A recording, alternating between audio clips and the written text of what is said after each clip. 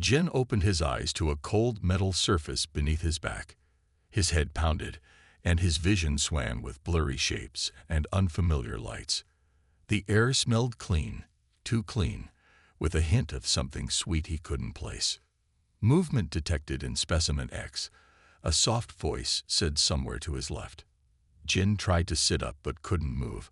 Something invisible pressed down on his body, holding him in place. Panic surged through him as he twisted his head to look around. The room was unlike any hospital or lab he'd ever seen.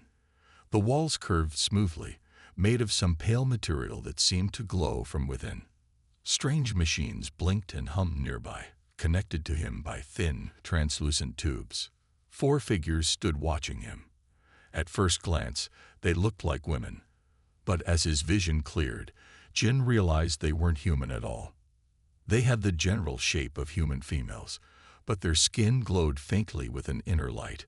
Their eyes were too large, taking up much of their faces. Each pair of eyes shone with a different color: electric blue, violet, amber, and silver. Their fingers were longer than human fingers, with an extra joint. Their ears curved up to delicate points. "Brain activity increasing rapidly," said the one with amber eyes, touching something on a floating screen beside her. "It's experiencing stress." "I'm not an it," Jin croaked, his voice rough. "I'm a person." All 4 aliens froze, staring at him. The one with electric blue eyes stepped forward. She wore what looked like a fitted silver uniform, with strange symbols on the shoulder. "It speaks," she said, her voice musical and light. "Fascinating.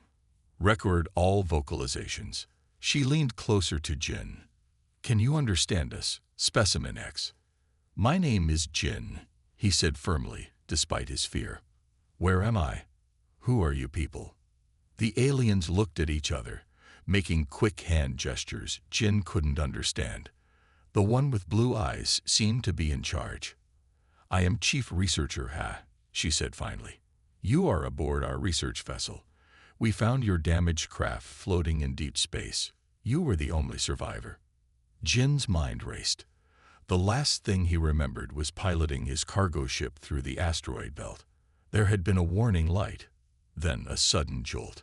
"How long have I been here?" he asked. "3 of your Earth days," said the alien with violet eyes. She moved closer, studying him intently. "I am Ta, biological specialist.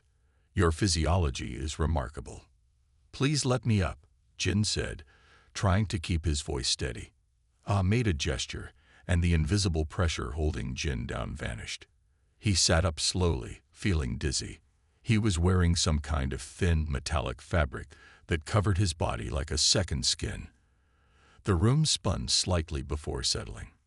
"Careful, Specimen X," said the silver-eyed alien. "Your muscles have been inactive." "Jin," he corrected again. "My name is Jin, not Specimen X." "Jin," he repeated, the name sounding strange in her musical voice. "I am Ha. These are Ta, Da, and Sun." She pointed to the violet-eyed, amber-eyed, and silver-eyed aliens in turn. Jin swung his legs over the edge of the table. "You're not human." "We are Lumi," he said.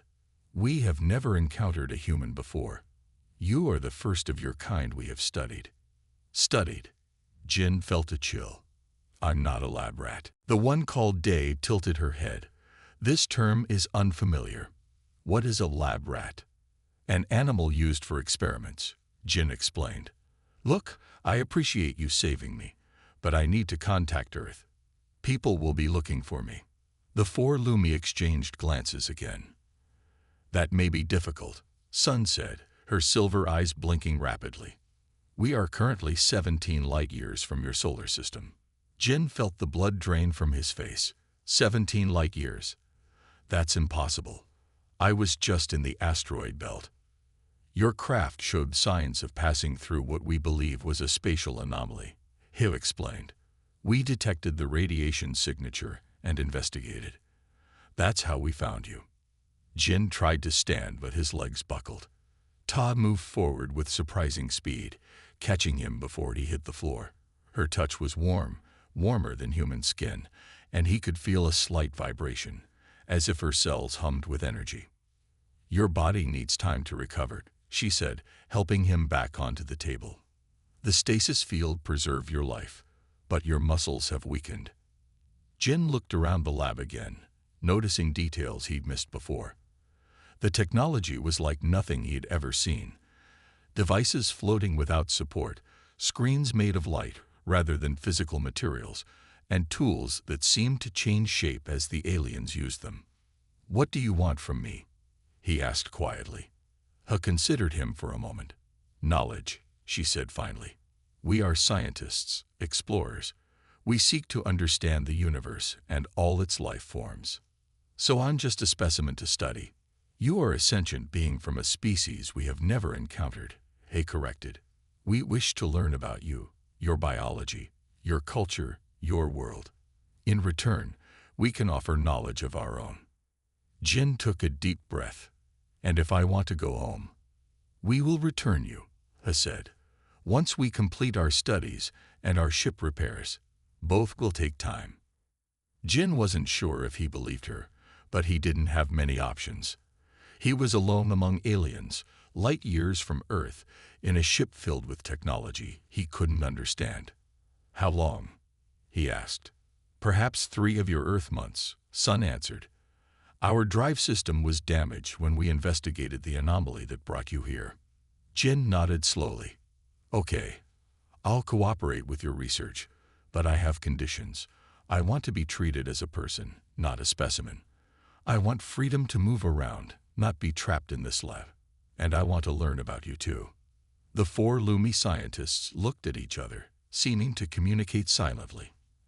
After a moment, he turned back to Jin. "Acceptable terms," she said. "We will begin cultural exchange tomorrow. For now, you must rest and eat." As if on cue, Day approached with a container of something that looked like blue gelatin.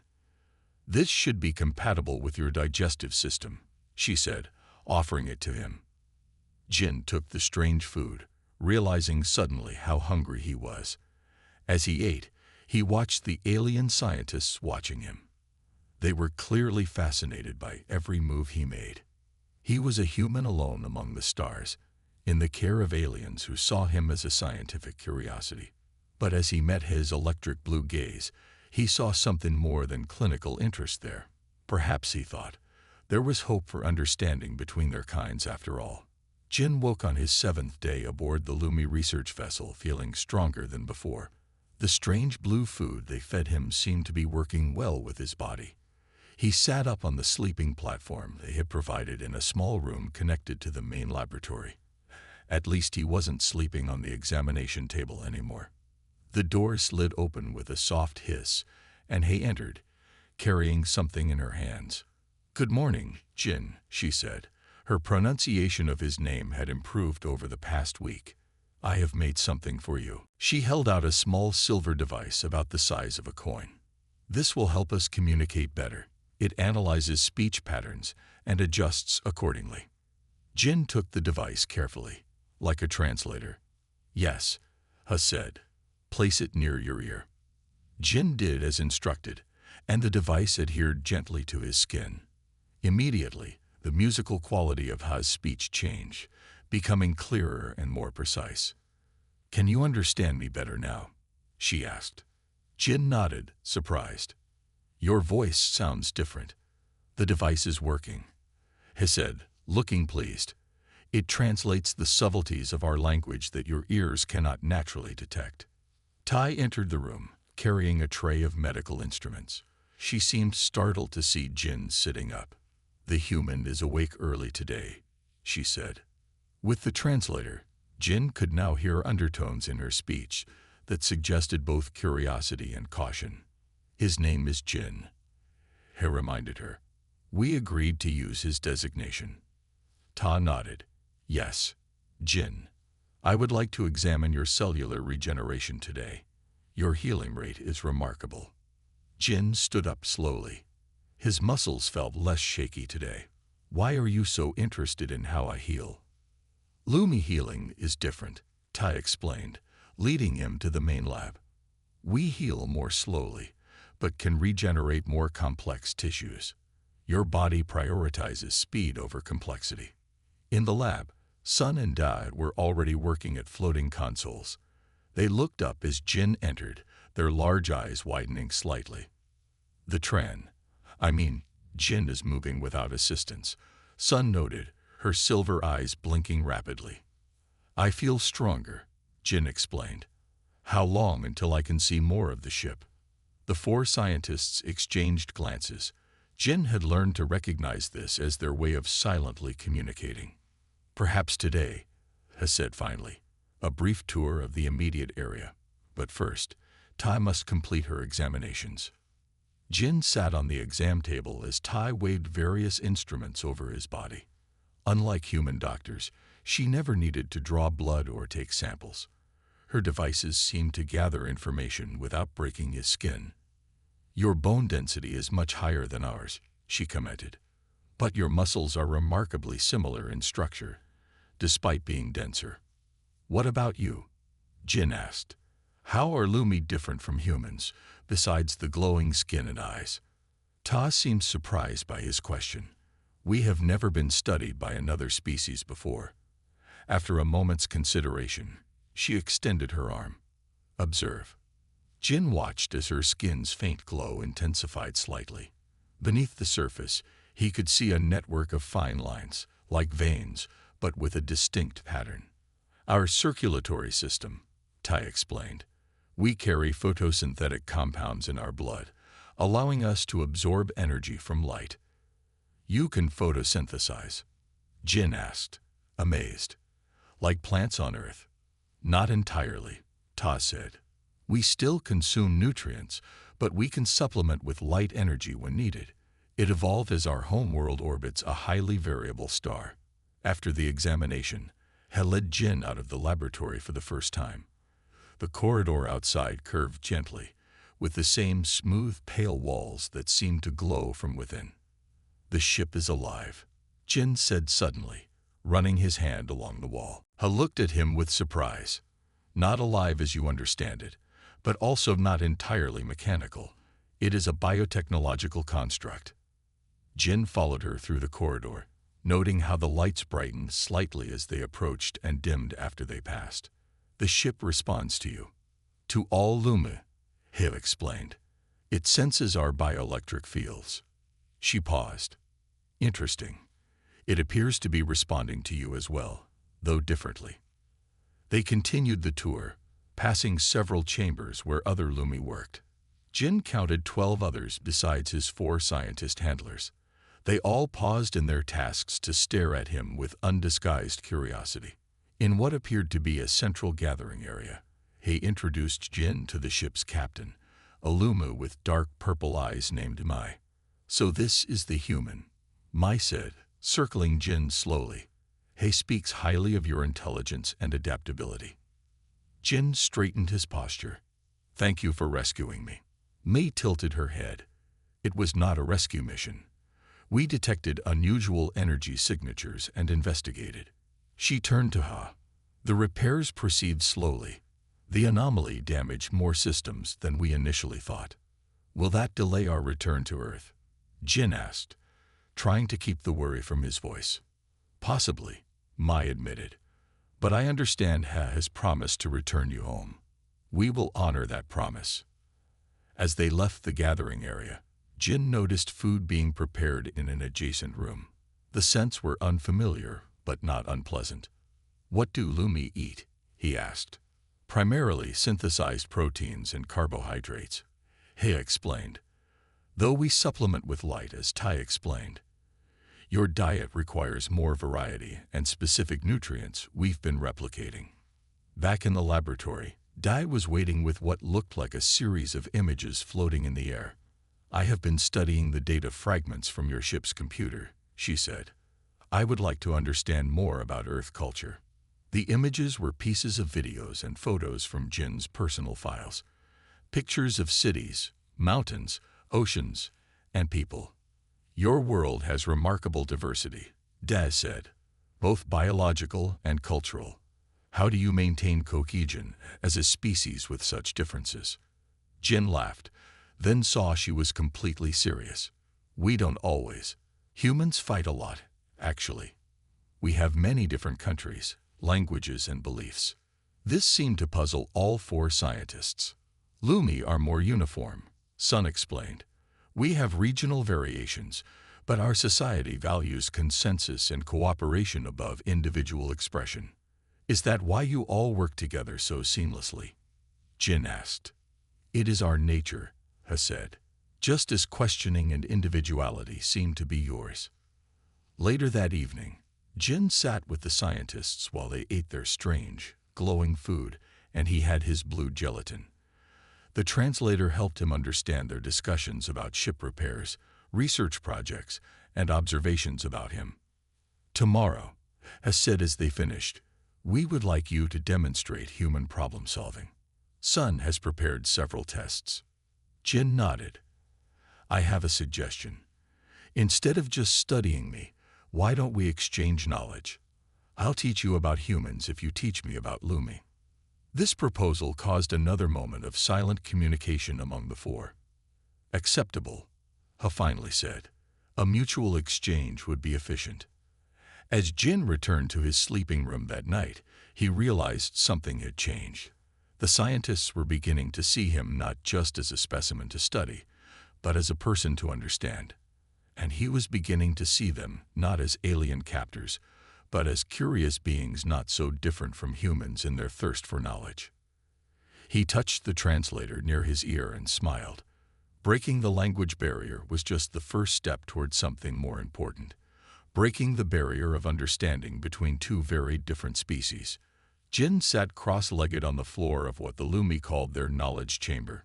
2 weeks had passed since he'd awakened on their ship, and much had changed. The four scientists sat facing him, their large eyes focused intently on the small object in his hands. This is just a simple paper crane, Jin explained, folding the last corner of the metallic sheet they had given him. It's called origami on Earth.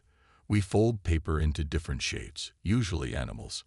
But it serves no purpose, Dai said, her amber eyes blinking rapidly. It does not hold information or perform a function. Jin smiled. Not everything humans create needs a purpose. Sometimes we make things just because they're beautiful. He held up the finished crane. The metallic paper caught the light, making the bird seem almost alive. Sun reached out and took it carefully in her long fingers, turning it over with evident fascination. Beauty without function, she murmured. A curious concept. What else do humans create without practical purpose? He asked. She had become the most receptive to human ideas, often asking questions the others didn't think to ask. Music, art, dance, stories. Jin counted off on his fingers. Lots of things.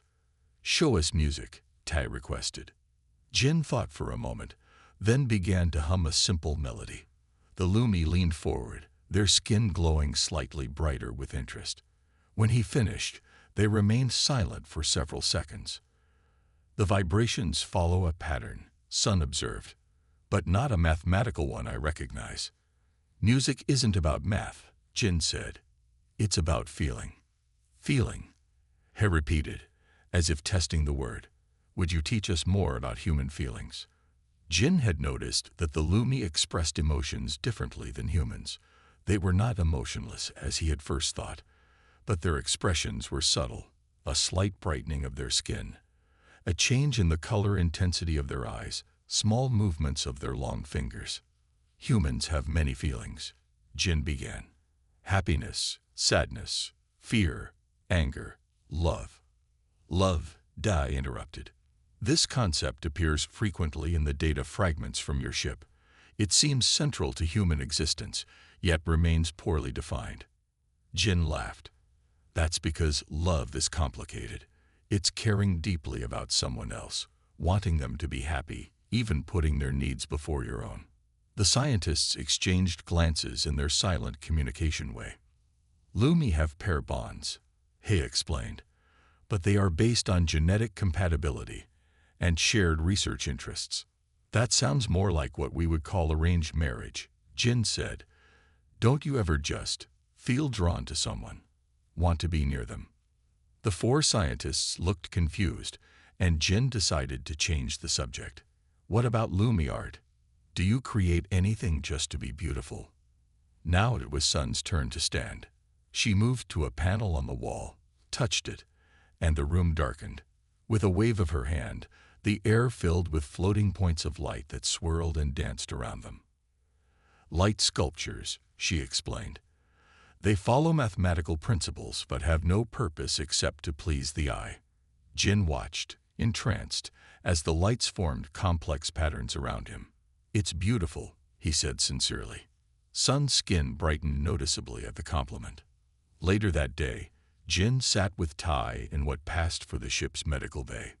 She had been teaching him about Lumi biology. "Our species evolved on a world with variable radiation levels," she explained, showing him a holographic image of a planet with two suns. "Our photosynthetic abilities developed as a survival mechanism during periods when food was scarce." "So you're part plant?" Jin asked. Tai's eyes flickered with what Jin had come to recognize as amusement. "In very simple terms, yes, though our cellular structure is quite different from Earth plants." Jin pointed to the image of the Lumi homeworld. "It looks beautiful. Very different from Earth." "We have no large bodies of liquid water," Ta said. "Our moisture comes from the atmosphere and underground reservoirs. The surface is mostly crystalline formations and photosynthetic growth." "I wish I could see it," Jin said. "Perhaps someday you will," Tai replied, surprising him. It was the first hint any of them had given that contact between their species might continue beyond his return to Earth. In the ship's nutrition area, Da introduced Jin to various Lumi foods. Most looked like glowing gels or crystals. "This one contains proteins similar to those in your blue supplement," she explained, offering him a small cube that pulsed with soft light. "It might be compatible with your digestion." Jin took a cautious bite. It had an unusual texture, somewhere between a firm jelly and a juicy fruit, with a taste that reminded him vaguely of honeydew melon. "It's good," he said, surprised. Day's skin brightened. "I analyzed your taste receptors and adjusted the molecular structure accordingly." Jin realized she had created this food specifically for him, a small but meaningful gesture of friendship. Later, in the ship's engineering section, Sun showed Jin how the Lumi technology integrated with biological systems. "Our computers use neural networks grown from cultured cells," she explained, placing her hand on a pulsing console. The surface rippled under her touch like water. "They learn and adapt as living things do." "Is that how you damaged your drive system?" Jin asked. "It got hurt when you investigated the anomaly that brought me here." Sun nodded. "Yes, the neural pathways were disrupted by the radiation. They are healing, but slowly." Jin thought for a moment. "On Earth, we sometimes use electrical stimulation to help nerve cells heal faster. Would something similar work for your systems?" Sun stared at him. "We have not considered this approach. The frequencies would need to be precisely calibrated."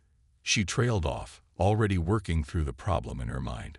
Jin felt a surge of pride at having possibly helped. That evening, all the Lumi gathered in the central chamber for what he called a knowledge sharing. Jin sat among them as an equal, no longer just a specimen to be studied. "The captain, Nai, addressed the group. Our human guest has proposed a method to potentially accelerate the healing of our drive systems. Sun and her team will implement this approach tomorrow."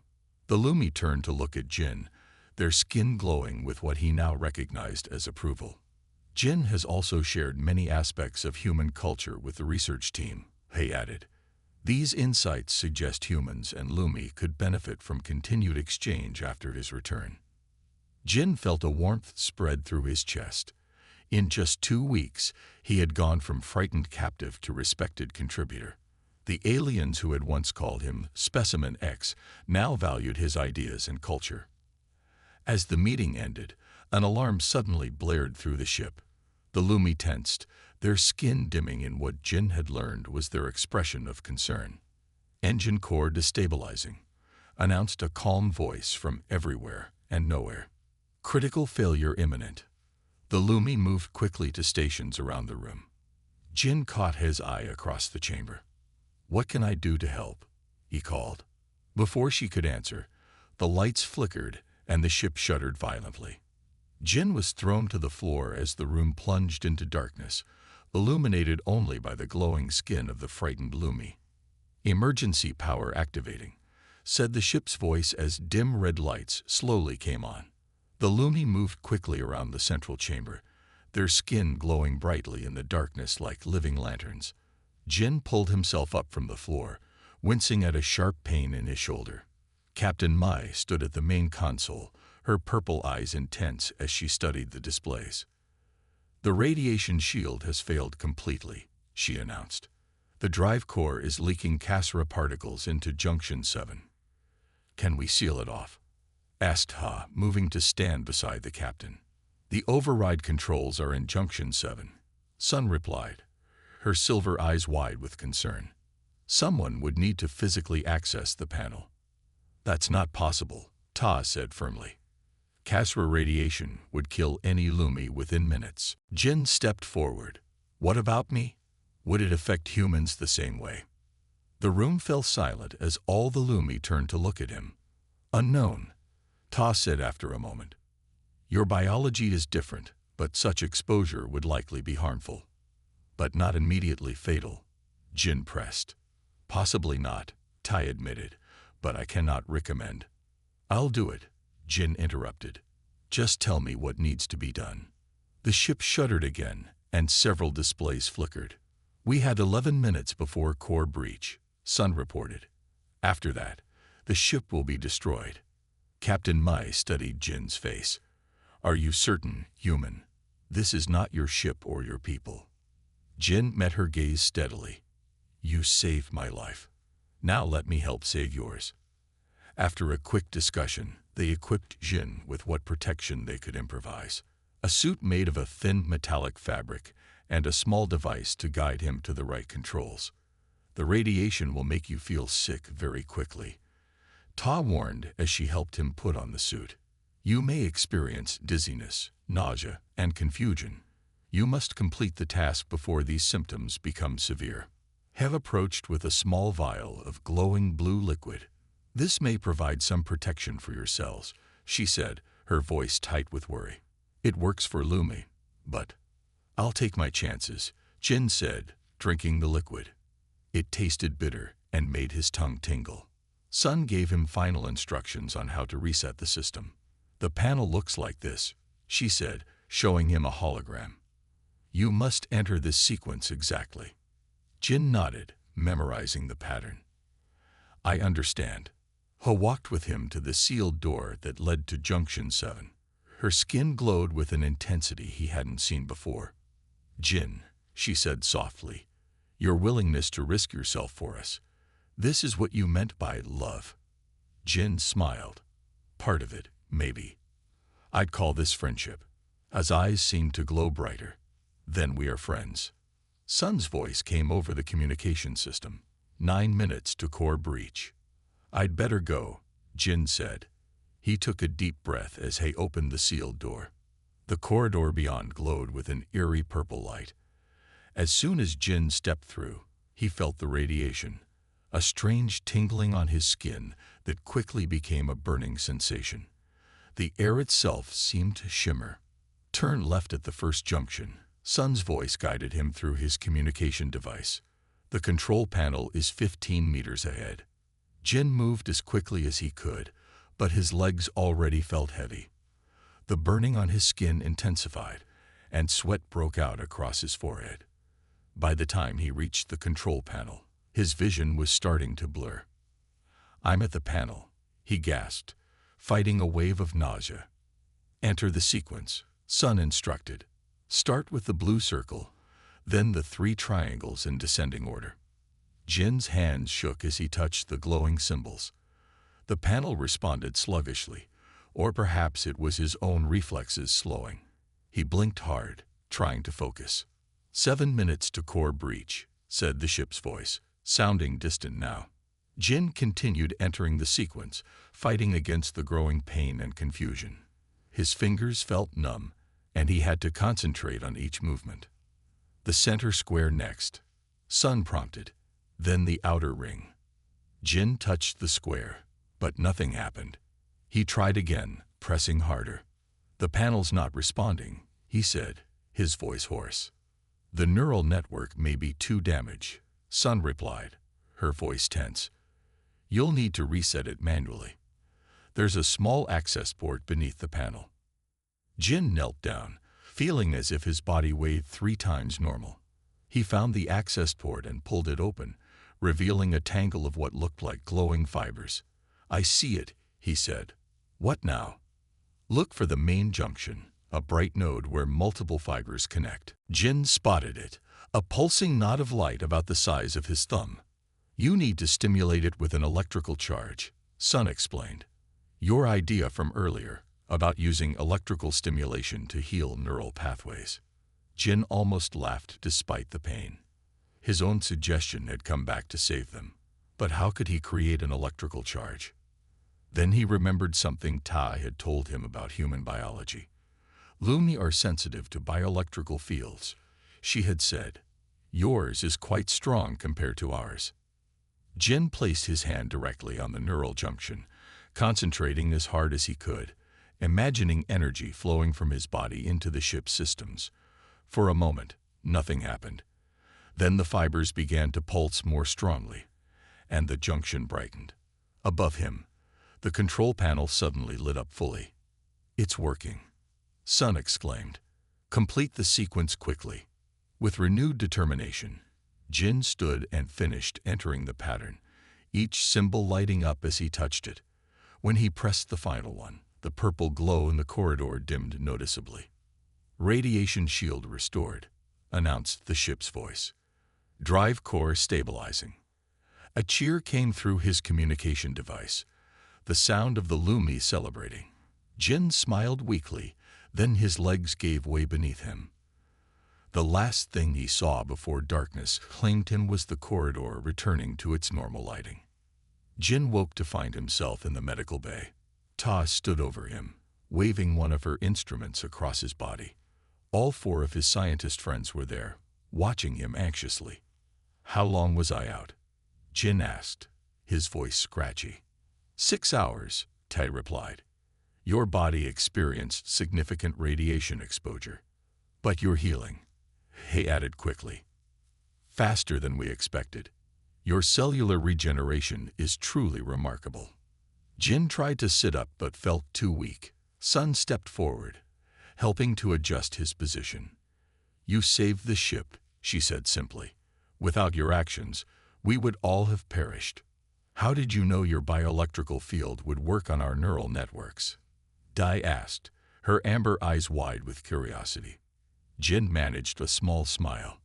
"I didn't. It was just a guess. A very human guess," I said. "Intuitive rather than logical. And it worked." Captain Mai entered the medical bay, her purple eyes fixed on Jin.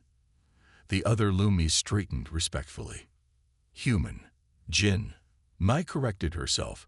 "I have reported your actions to the Lumi Science Council. They are impressed. No other species has ever risked themselves for Lumi before." "Does that mean you'll get help with repairs?" Jin asked. Mai nodded. "A rescue vessel will rendezvous with us in 12 days. They will bring medical specialists to assist with your recovery as well." Jin felt a wave of relief, and then home to Earth. "Yes," Mai confirmed, "as promised. But there is more. The Council wishes to establish formal contact with humans. They believe our species could benefit from each other." She stepped closer to Jin's bed. "You will no longer be listed in our records as Specimen X. You are now recognized as Ambassador Jin, first friend of the Lumi." Jin looked at the 4 scientists who had changed from his captors to his friends. His eyes glowed with what he now recognized as pride. Todd worked busily to administer treatment, her concern evident. Sun and Dai watched him with open curiosity and something new, respect. "I think I can live with that title," Jin said, and for the first time since waking on their examination table, He felt truly at home among the stars. Jin stood by the large viewing window in the ship's observation deck, watching as the blue-green sphere of Earth grew larger. After 3 months aboard the Lumi vessel, seeing his home planet stirred deep emotions in him. "It looks so different from space," he said, coming to stand beside him. "Much more water than our world." Jin nodded. 70% of Earth is covered in oceans. I've missed seeing them. The rescue vessel had arrived as promised, bringing engineers who quickly repaired the damaged dry-viv systems. Jin's recovery from radiation exposure had been complete within 2 weeks, thanks to both his natural healing abilities and Ta's careful treatment. Now, as they approached Earth, Jin felt both excitement and sadness. He had grown close to the Lumi, especially the 4 scientists who had first studied him as a specimen. "The council representatives wish to speak with you," he said, gently touching his arm to get his attention. Her touch no longer seemed alien to him. Jin followed her to the ship's communication chamber, where 3 Lumi he had never met before waited. They wore more elaborate versions of the silver uniforms, with complex symbols indicating their high rank. "Ambassador Jin," said the central figure, a Luma with deep green eyes. "I am Council Leader Ku. These are Council members Ri and Zhou." Jin bowed slightly, as he had learned was the Lumi way of showing respect. "It's an honor to meet you."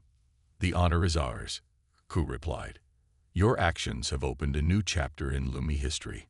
Never before have we established peaceful contact with another intelligent species. We have observed your world from a distance for many years," Rai added, her orange eyes studying Jin carefully.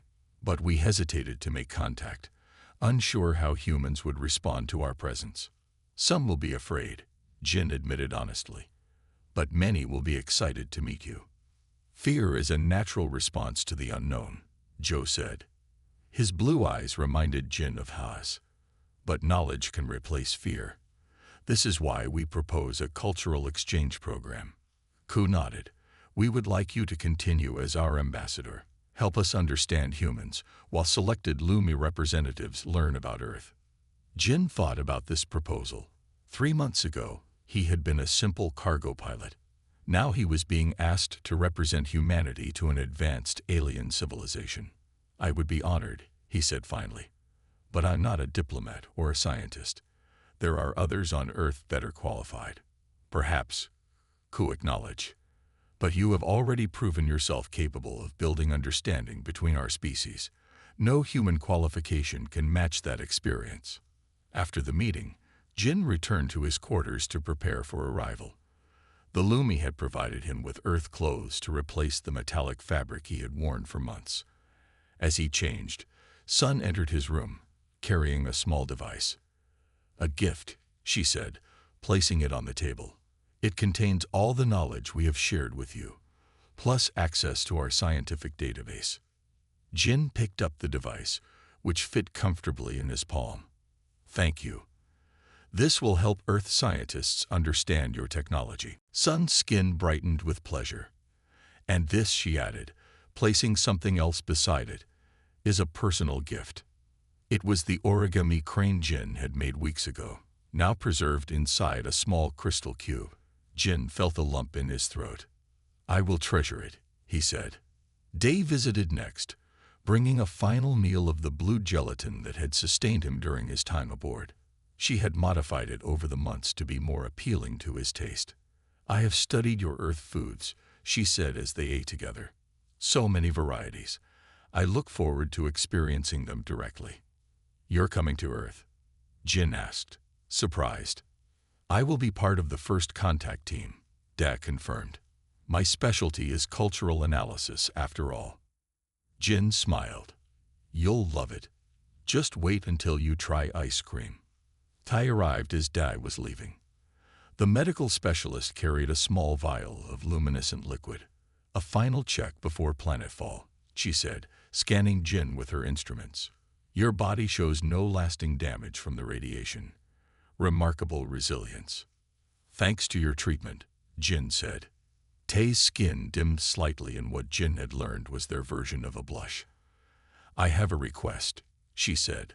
With your permission, I would like to study human medical practices. Your healing techniques may offer insights our own medicine lacks. I'll arrange introductions to some of Earth's best doctors, Jin promised. The ship entered Earth orbit, and final preparations for landing began. The Lumi had chosen a remote location for their first touchdown, a flat desert area away from major population centers. World governments had been notified of their approach, and Jin had spoken with United Nations representatives to prepare for the historic meeting. On the bridge, Captain Mai supervised landing procedures while Jin stood by nervously. Had joined him, her electric blue eyes taking in the views of Earth on the screens around them. "Are you excited to return home?" she asked. "Yes," Jin said honestly, "but part of me will miss this ship.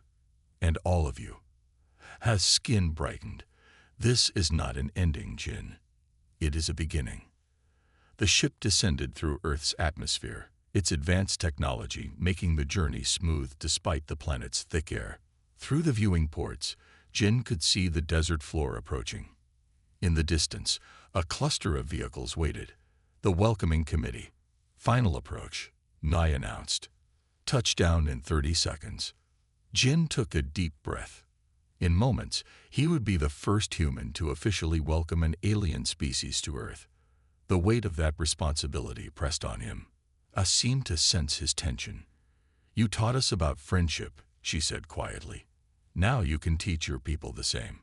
The ship touched down with barely a tremor. Outside, dust settled around the gleaming vessel. "We have arrived," Mai said. "Ambassador Jin, would you lead us?" The ship's main door opened, forming a ramp to the desert floor. Bright sunlight flooded in, making the Lumi's skin glow even more brilliantly than usual. Jin stepped forward, then paused and turned to her. "Would you walk with me? We should greet them together." His eyes widened in surprise. Then she moved to his side, her tall form elegant beside his human one. "After all," Jin said with a smile, "this isn't about humans meeting Lumi. It's about friends introducing their families." Side by side, the human and the alien walked down the ramp onto Earth soil. Behind them came Tai, Sun, Da, and the other Lumi. Ahead waited representatives of Earth's nations, their faces showing a mixture of awe, fear, and wonder. Jin took his hand in his, a human gesture of connection he had taught her weeks ago. Together, they stepped forward to begin the next chapter in the history of both their worlds. No longer Specimen X, no longer even just Ambassador Jin. He was now simply the bridge between two species with much to learn from each other. As the desert wind brushed his face for the first time in months, Jin felt certain that the horizon ahead was brighter than either humans or Lumi had ever imagined possible.